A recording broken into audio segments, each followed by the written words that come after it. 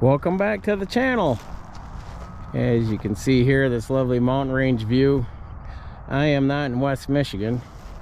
I travel quite often through the week down here in Middlesboro, Kentucky, spending the night. And I thought I'd get out, enjoy before the cloud cover comes in. Way over there, the semi I drive. So yeah, I'm still a W-2 employee, still working at it, as I'm working hard on launching this business. But I wanted to at least bring to you some things about me, and that way everyone's got an understanding of where I came from and why I'm going in a direction. So to begin, I grew up blue collar, mom's side of the family, farmers, agriculture. Did a lot of farming in my youth and teens. My dad's side, manufacturing, a lot of fabrication. My dad and uncle, his brother, they did a lot of racing through the 60s and 1970s. So I got a lot of exposure to all kinds of gearhead stuff, car, automotive, heavy equipment, agriculture, farm tractors. As we go through this, you'll see that I at one point worked at a farm implement dealer for a spell.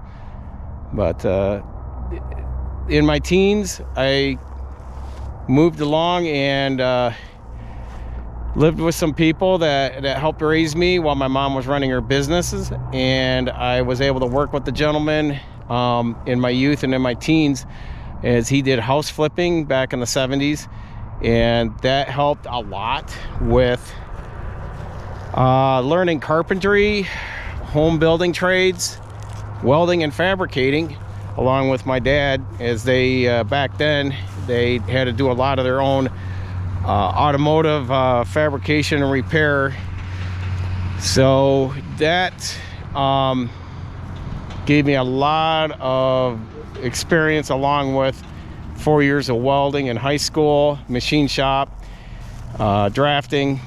That was stuff you got opportunities for back in the 70s and 80s. So in my 20s, I want to say I went to college, got an associate's degree, heavy truck diesel mechanics. While I was doing that, I worked at the Alice Chandler's farm implement dealer.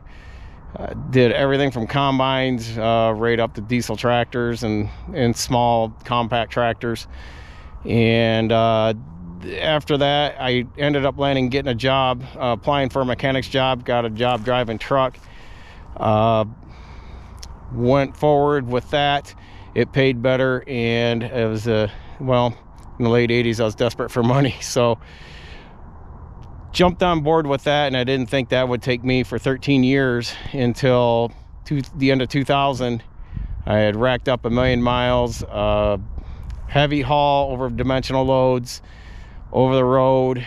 And I mean heavy haul, like the Michigan Special heavy haul, 160 to 200,000 pound loads.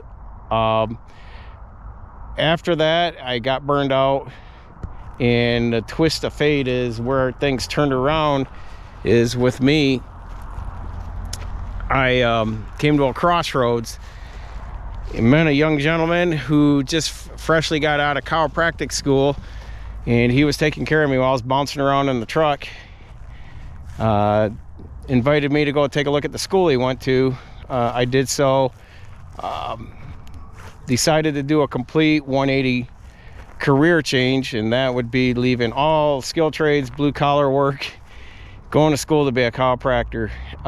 Liquidated my house, all my mechanics tools, everything I owned, packed everything up in a little car, and went off to school down in Atlanta, Georgia. Spent a couple years down there. I wasn't able to complete the program due to I had to get back to Michigan, take care of my son, and there was a lot of other personal things going on that needed my attention to be back home. So I finished my degree at Central Michigan University in Mount Pleasant, Michigan, and that I got a degree in exercise physiology. So with that bachelor's degree, I worked in the cardiovascular department, over 3 hospitals, from an EKG tech to cardiac monitoring equipment, to working side by side with people in the cath lab, stress testing, cardiac rehab. And then I did that from 2004 up to 2014. But I was out of the truck driving game for 14 years. I was moving along pretty good until after the great financial crisis, the GFC, the housing crisis and all that, 2008. Well, that finally bled into the hospital system around 2012. Into 2013, they started having consultants coming in, and they were streamlining things. Of course, they were hemorrhaging money, stuff like that, and kind of knew something was going to hit the fan. And I was on the second phase of, wasn't laid off, but I definitely, my hours got cut to a 20-hour week. And I want to say I had to make a decision then. But backing up on that, in 2012, I had met my wife shortly, about 1.5 years, 2 years prior to that. We opened a business, massage and sports rehab center. We had decided when we got together that I wasn't happy working in the hospital, wasn't going anywhere, and definitely was making way less money than I was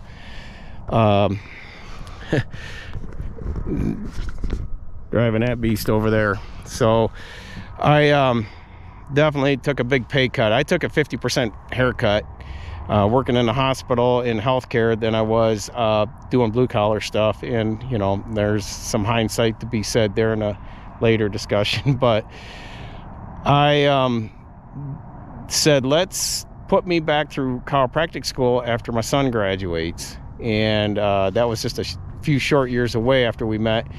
And I said, I'll get my license in massage, because most of the chiropractors that I saw that were good were usually former massage therapists.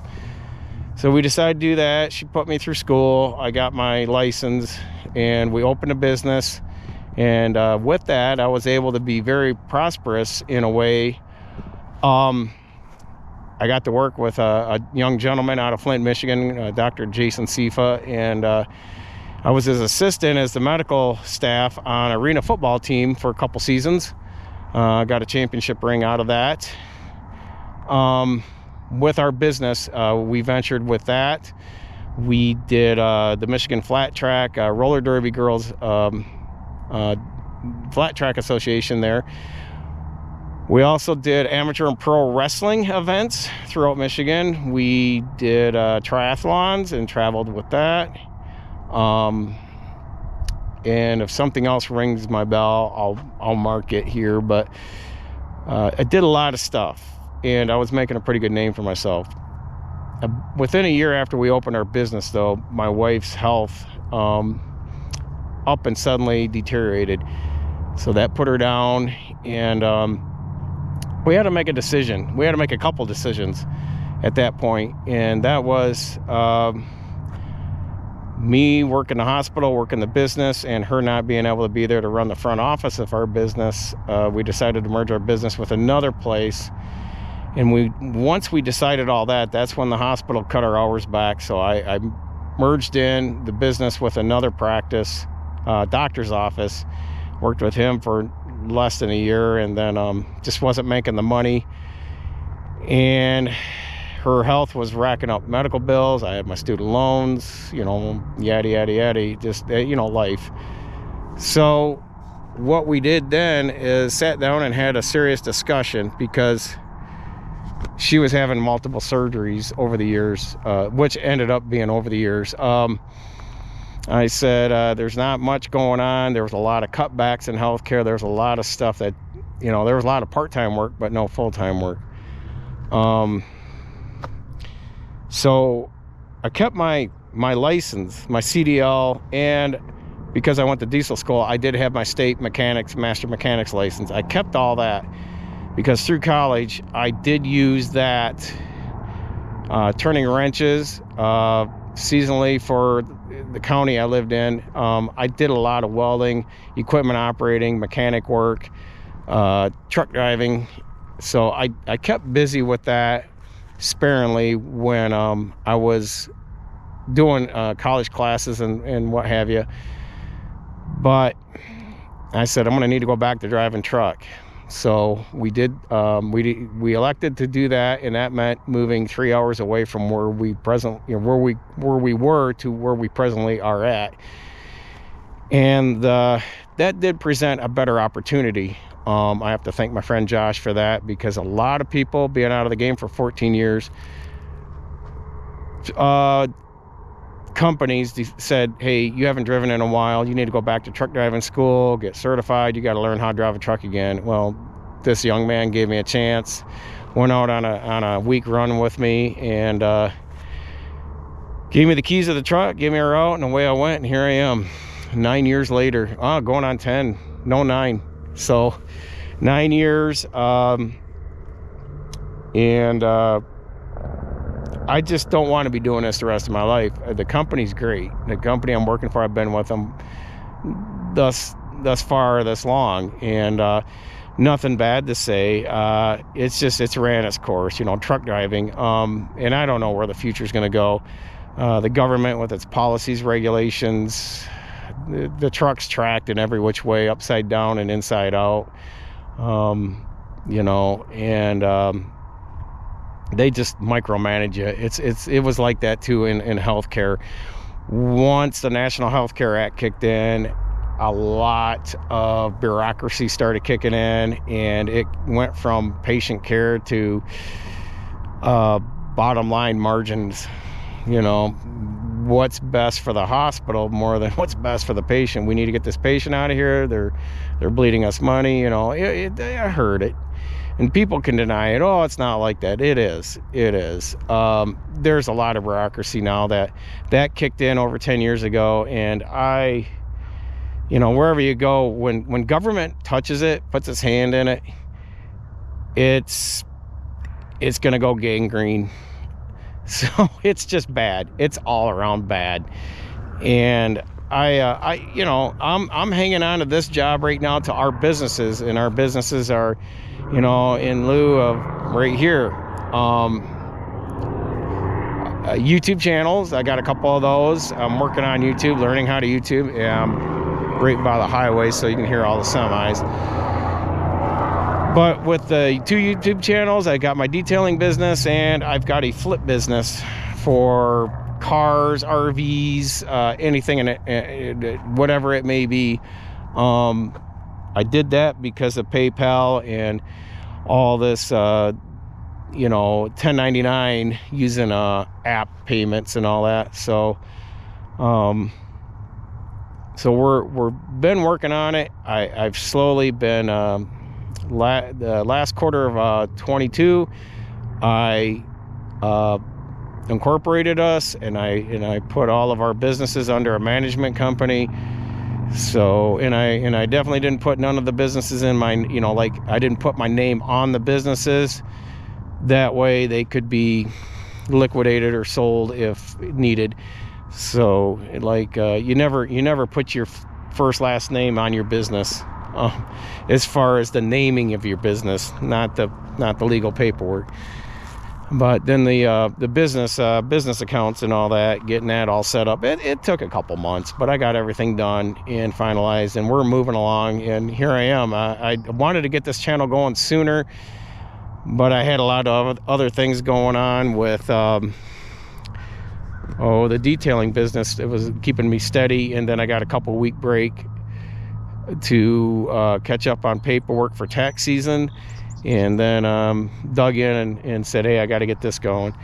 So here we are. But yeah, so basically I have done everything from 10 years after college. Basically my junior year of college, I worked part-time as an EKG tech. like 2004 up to 2014. So I got 10 years in healthcare, cardiovascular, cardiac rehab, and then of course my business back then that lasted a couple years. My truck driving, my welding and fabricating, my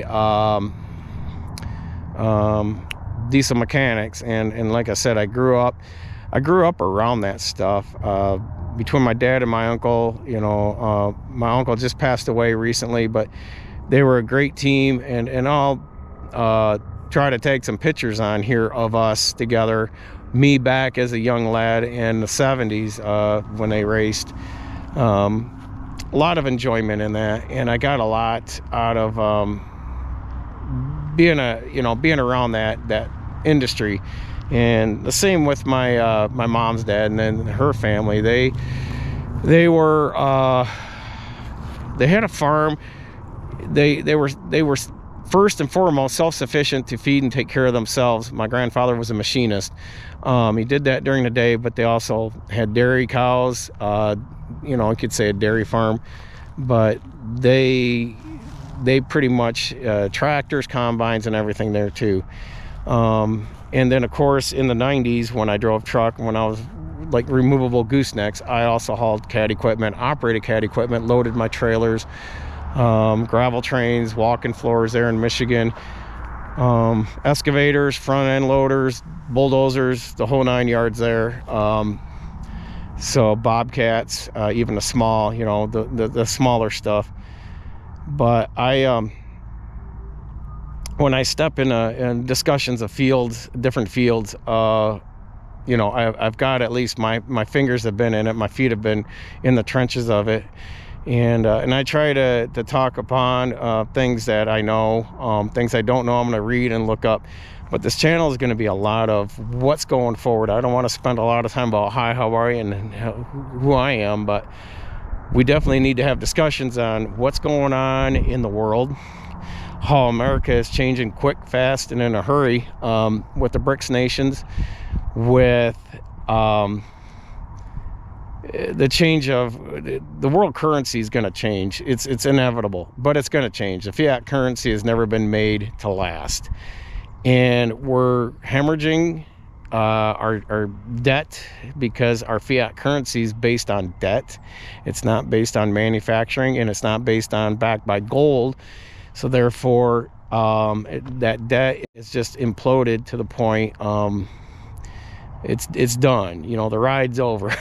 And we'll probably have a currency, but I think there's going to be other currencies that people are going to trade with, and I think people are just it's ran its course with our hegemony out there of being just a dominant power, and it's just time for the spread the wealth. So other people have, you know, they've dug in hard, did their time, and you know, like anything in sports and in careers, people are going to get better. They're gonna compete against you, and that's just it. It's inevitable. So you got to accept it. But I don't know. We'll see. I'm not going to get into politics on this channel.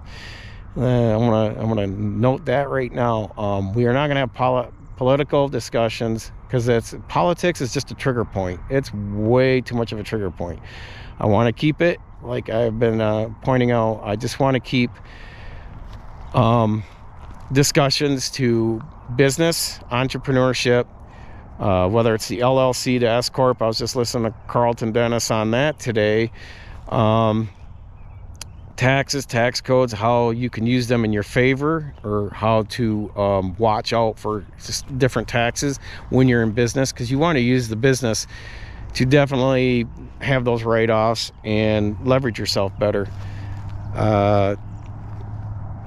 Monetary, how economics works, how money works. I'm still learning that, and I want to, you know, bring you along as I'm learning it, and we can have those discussions and learn more. Because we shouldn't stop learning. We shouldn't stop knowing this stuff.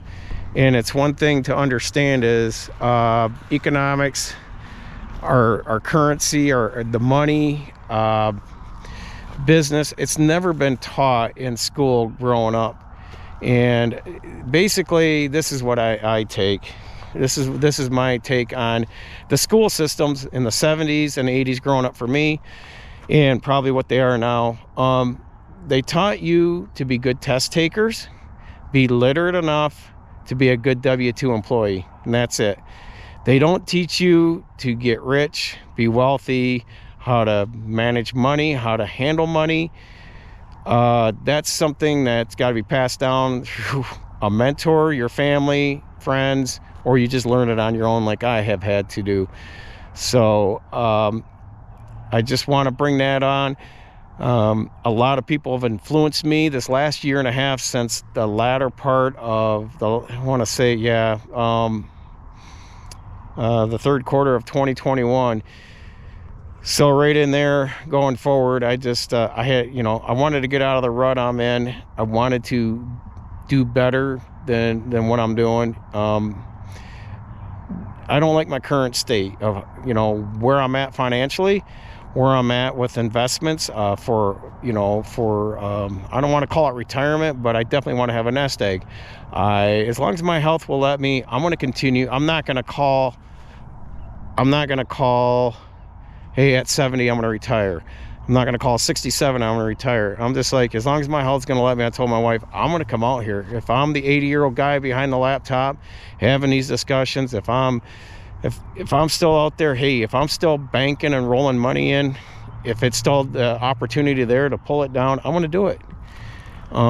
Why stop at 65, 67, 70 years old and fixed income yourself? A lot of people want to do that, and that's fine. That's you do you, I do me. But I just, Warren Buffett hasn't let off the gas pedal. Him and Charlie Munger, you know, they're just going in their 90s, and I just see that a lot of centenarians, sentinels, that you know, near 100, and they're just working right up to the day they die. But hey, it inspires me. So, you know, if some people want to retire at 55, 60, 70, whatever they want to do, I say more power. The thing of it is being in business, and, you know, as I get things launched and going and being more self-sufficient, and then I can say, you know what, I'm going to book things here, here, and here, and I'm going to have this time of the day or these days freed up to go do what I want. Then I'm the shot caller. I can call my days I work, the hours I work, and I'm in charge of how much money I make, because it's all up to me. What's my hustle? You know, if I just want to sit on the couch and binge and watch Netflix or TV or whatever, that's not me. But I know a lot of people, I just want to kick back and relax. Well, I want to travel more. I don't want to be tied down with a big house. I know real estate, and I'm going to get into real estate investment, but I'm going to be an investor. I don't want to be, basically, I really don't care to own a big house. I would rather have the freedom to travel. And travel, I mean, just get in a vehicle and take off and go somewhere and do something, but not, say, just do my 2-week vacation a year and, you know, run to the campground or go to Florida. Or wife and I went to Arizona a year and a half ago, but we went out and looked at real estate. But that all said, I just wanted, you know, us to have a good time, but also make it a business trip. So anyhow, take another peek here. So that's me in a nutshell.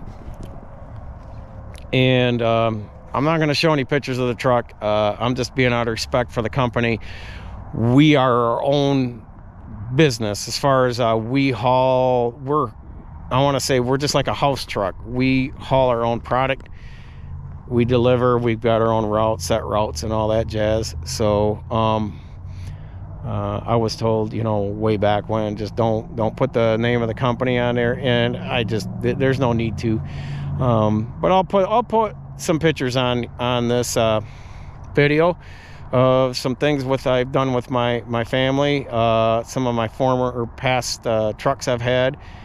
But for the most part, if you're viewing this far, hey, I appreciate it.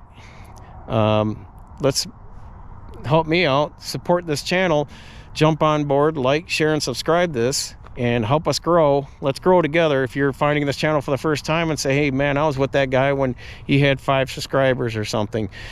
So the big thing is I want to take you out here. We could be out here in the field vlogging like this. I could be at the desk at home like I was the other day.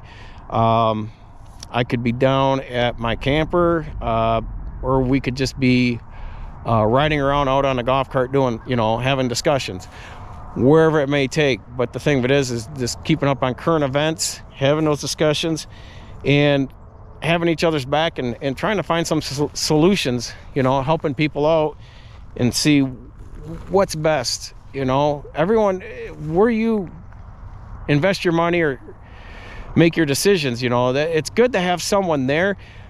But when you invest money like me, I am investing in such a way that I told our financial guy here at the W-2 job, I pulled my money out of the stock market. As the stock market, I pulled my money out of I didn't pull my 401k. I just stopped contributing to it. I pulled it out of the hedge fund it was in, and I parked it over in a neutral spot. They call it a safe value fund. But I just said, dude, I'm done playing the stock market. I've got some other ideas, and we'll have that discussion later. But not a fan of it. I don't like where things are going with the stock market.